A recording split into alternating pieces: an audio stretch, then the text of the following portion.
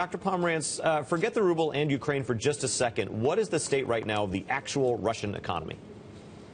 Well, the Russian economy is poised to fall at least 3 to 5% according to experts, but it could be even worse. There have been various attempts to rally around the banking and financial sectors, but as you mentioned, Main Street Russia is about to feel this recession very deeply, and it's going to last at least a year, if not longer. Is any of this fixable? You pointed out in an article recently that small companies are 22% of the Russian economy. That number for the U.S. economy is 48%. Can any of that be fixed over the short or even medium term?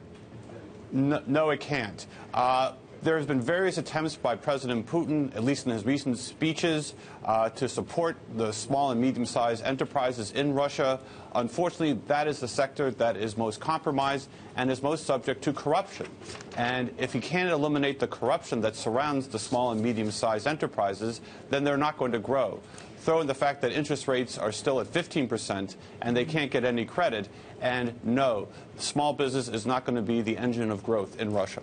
Bill, I loved your note saying that Vladimir Putin is offering Main Street bread and vodka to weather the crisis. Will that work?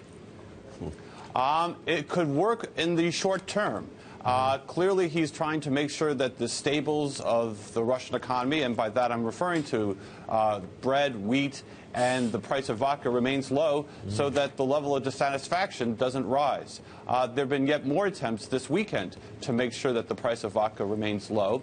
Again, this is really addressing the symptoms of the problem. It's not addressing the underlying problems. Yep. And it can keep people happy for a while, but if the economy continues to tumble, other manifestations will evolve. Dr. Pomeranz, you summed this up kind of elegantly in an article you wrote recently. You actually said this is vodkanomics. Putin knows that high vodka prices invariably correlate to low public opinion ratings, but he's got a different group of people to please right now. He actually has to make his oligarchs happy who are worried about the real Russian economy. He has a lot of different constituencies that he has to keep happy, including the oligarchs, the major state enterprises, and the Russian population. And doing so is very difficult in light of the current economic crisis. Putin's popularity was always based on the fact that during his first terms, he produced really an economic miracle with strong economic growth. That's not going to happen this time around, so he has to find an alternative. And it's been nationalism, and it's been the imperial card. Dr. Pomeranz, Nicholas Taleb just out moments ago on Twitter quoting, "History seen backwards does not equal history lived forwards." When Vladimir Putin looks backwards, what does he look to?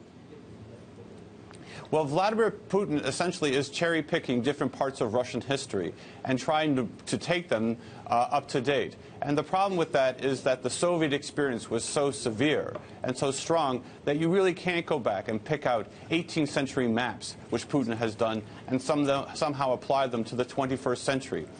Time has moved on, and Putin's attempt to kind of pick the parts of Russian history that he wants to support his current activities really doesn't work because there was such a major break in Russian history during the Soviet period. Dr. Pomeranz, just quickly, from the Russian perspective, you know, a lot of people could say that NATO right now is lining up command centers across the Eastern Front, and that looks pretty aggressive. How does this play out in Moscow?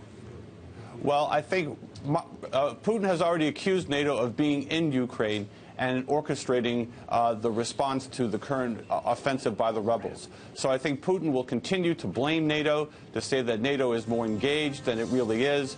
But at the same time, we're looking at the NATO reconsidering how it deals with Ukraine.